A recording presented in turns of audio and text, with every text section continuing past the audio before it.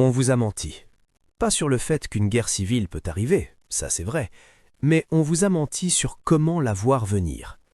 Vous avez peut-être vu ces vidéos. Les 5 signes que l'effondrement approche. Les rayons vides, les militaires dans les rues, les coupures Internet, et vous vous dites « Ok, je surveille ça ». Sauf que c'est pas comme ça que ça marche. Barbara Walter, c'est une chercheuse américaine. Elle a passé 30 ans à étudier les guerres civiles. L'Irak, la Syrie, la Yougoslavie, le Rwanda. Et en 2017, la CIA lui demande de rejoindre un groupe de travail. Mission : créer un modèle pour prédire où la prochaine guerre civile va éclater. Ils ont testé 38 facteurs différents. Pauvreté, inégalité, diversité ethnique, ressources naturelles, tout ce qu'on imagine. Et vous savez quoi ? La plupart de ces trucs comptent à peine. Les 2 facteurs qui prédisent une guerre civile, ce sont ceux-là. Premier facteur, l'anocratie. C'est un mot compliqué pour dire un pays qui n'est ni vraiment une démocratie, ni vraiment une dictature. Un truc entre les deux. Un système où les gens votent, mais où ils ont l'impression que ça ne change rien. Où les institutions existent, mais où la confiance s'effondre. Deuxième facteur, le factionnalisme ethnique ou identitaire. Quand un groupe se définit par ce qu'il est, sa race, sa religion, son camp politique, et qu'il veut le pouvoir pour exclure les autres. Et là, vous vous dites peut-être « Ok, mais ça c'est des trucs de sociologue. Moi, comment je vois ça dans ma vie ?» C'est là que ça devient intéressant et honnêtement un peu flippant.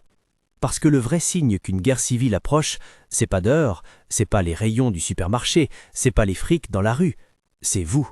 C'est comment vous avez changé ces dernières années. C'est ce qui se passe dans votre tête quand vous pensez à l'autre camp.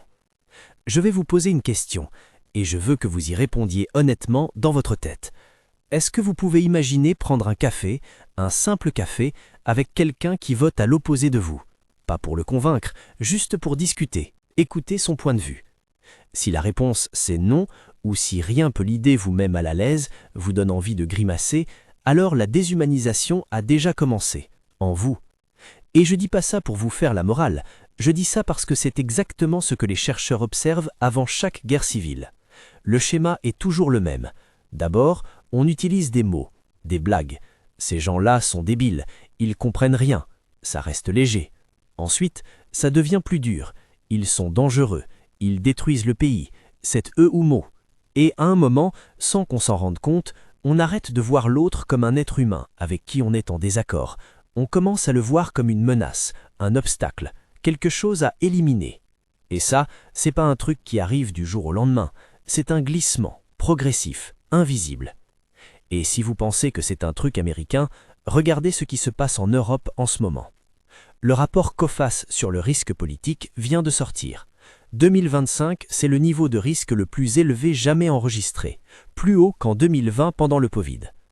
L'extrême droite est au pouvoir dans 3 pays européens, elle participe à 7 gouvernements.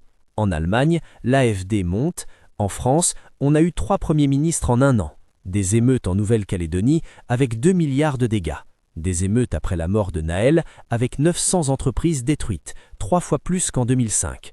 Le Comité économique et social européen parle de fractures néfastes, de populisme qui rejette le dialogue, de possibilités de compromis qui diminuent. Et le World Happiness Report 2025, le rapport mondial sur le bonheur, fait un constat brutal. Une grande partie de la montée des extrêmes, en Europe comme aux États-Unis, s'explique par une seule chose, la baisse du bonheur et surtout la baisse de la confiance. Les gens qui n'ont plus confiance en rien, ni dans les institutions, ni dans les médias, ni dans leurs voisins, ce sont ceux qui basculent vers les mouvements radicaux. Il y a un concept en sociologie des conflits, ça s'appelle la cristallisation. Au début, dans une société, vous avez plein de divisions, des riches et des pauvres, des urbains et des ruraux, des jeunes et des vieux, des croyants et des athées. Plein de lignes de fracture dans tous les sens. Et puis, à un moment, ces lignes commencent à se superposer, à fusionner, à ne former plus que 2 camps, nous et eux. C'est ça la cristallisation, et c'est le dernier stade avant que ça explose. Vous savez comment ça s'est passé en Yougoslavie ? Des voisins qui vivaient ensemble depuis des décennies, qui allaient au même café, dont les enfants jouaient ensemble. Et en quelques mois, ils se sont retournés les uns contre les autres, Serbes contre Croates, contre Bosniaques. Barbara Walter a interviewé des survivants de guerres civiles, du Rwanda, de Sarajevo, d'Irak. Et ils disent tous la même chose. Je ne l'ai pas vu venir. Pas parce qu'il n'y avait pas de signes, mais parce qu'ils regardaient au mauvais endroit. Alors, qu'est-ce qu'il faut surveiller vraiment? Pas les rayons du supermarché, pas les checkpoints. Surveillez vous-même. Est-ce que vous avez bloqué des gens sur les réseaux sociaux ces dernières années? Pas des trolls ou des harceleurs, des gens normaux, des amis, de la famille, juste parce qu'ils pensaient différemment? Est-ce que vous avez arrêté de parler politique avec certaines personnes parce que c'était trop tendu?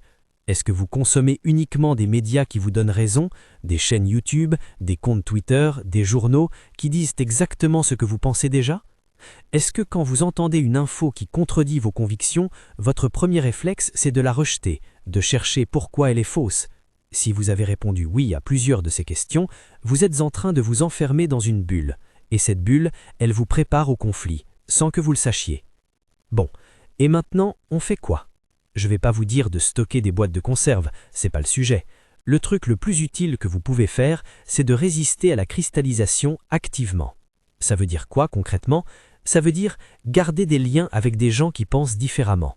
Pas pour les convaincre, juste pour maintenir le lien humain, pour vous rappeler qu'ils existent, qu'ils ont des raisons de penser ce qu'ils pensent, que ce sont des personnes, pas des ennemis. Ça veut dire diversifier vos sources d'informations.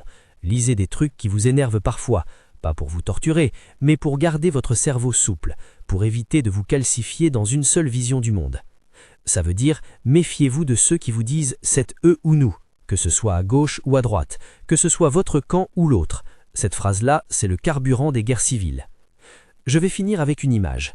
Imaginez que la société, c'est un tissu, plein de fils entremêlés, des fils qui relient les gens entre eux, la famille, les amis, les voisins, les collègues, les connaissances. Une guerre civile, c'est quand ce tissu se déchire, quand les fils cassent un par un jusqu'à ce qu'il ne reste plus que deux morceaux séparés.